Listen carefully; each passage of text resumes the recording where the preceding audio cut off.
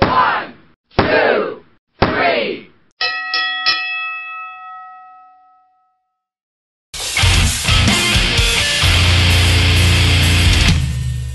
Welcome everybody to another edition of the Series Insider Roundtable. I'm Jay Beeman, Drew Exono Jr. to my right, Tito McGee to my left.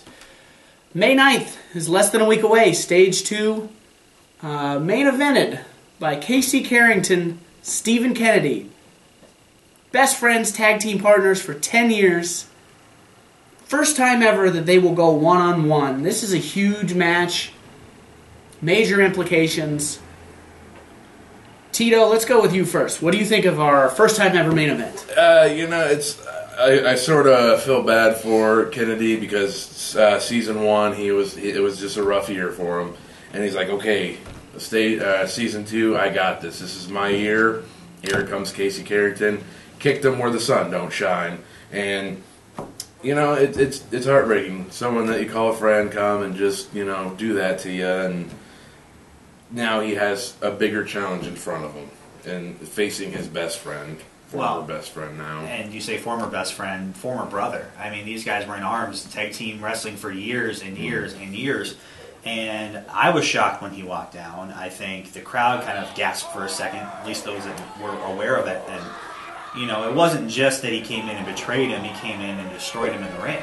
I mean, a pile driver, wore out a chair on his back. I mean, this wasn't something that was spontaneous. This was something that was pre-planned. This was determined. He saw his opening when Team Anarchy was on its heels at the end of last season, and he knew when to strike, and so he comes in, he strikes in a big way, and these two, they're going to be out for blood, and it's going to be very exciting to see, but at the same time, you're going to have to wear your heart on your sleeve as a fan, and as a commentator, I will too. So certainly it's going to be tough to watch, but also very fun to watch. But you see the intensity in this match. You see Kennedy just he's all for it. He's wanting this championship really bad. You see that intensity. But then you see Karrington, who has this Chaos Nation. He has this idea of chaos spread across the PWCS, and now it's chaos versus integrity, and it's gonna be one big explosion in this ring. And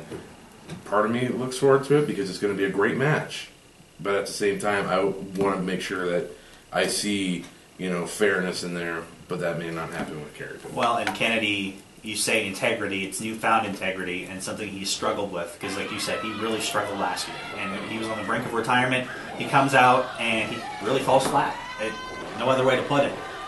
He's got a new attitude, and he's been consistent with that over a year now, but that new attitude hasn't gotten him, jack squat.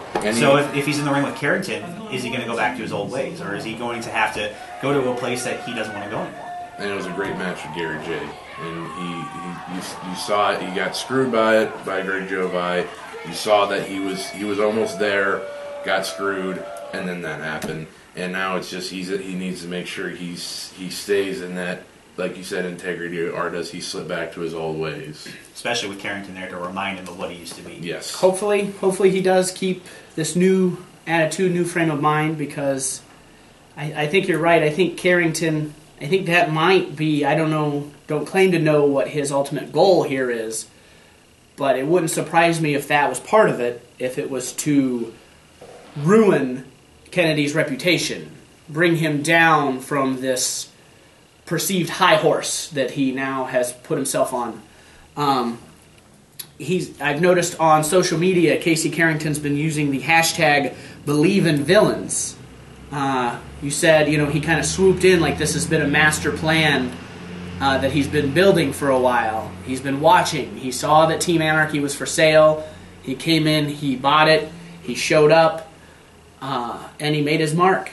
And the one thing of note that you guys said they're former best friends, which I'm sure Kennedy might agree with you, but if you go back and if you check out his promo, KC Karrington's promo from Stage 1, he called Stephen Kennedy his best friend.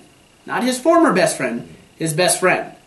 So I'm sure it's just, it's a little bit of mind games. You could take everything he says with a grain of salt. Absolutely. As much salt as you need. Absolutely, but it's just a very small distinction that you guys see it as former best friend. Karrington still sees him as his best friend. So you kind of wonder what is his goal here? Well, it's a good question, and you look at Chaos Nation and the roster that they have and the way that they were able to perform at 2-1. But the thing is it chaos that he really wants, or does he want to be evil? And that's what we don't know yet. That's the question, because he's got the trophy. We don't know where he's at with it.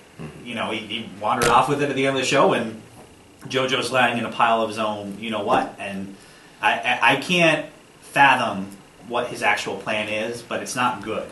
And I think you felt the tone all night. As soon as he made his appearance, and as soon as he destroyed Kennedy and destroyed Bravo, he tried to hit JoJo with the trophy.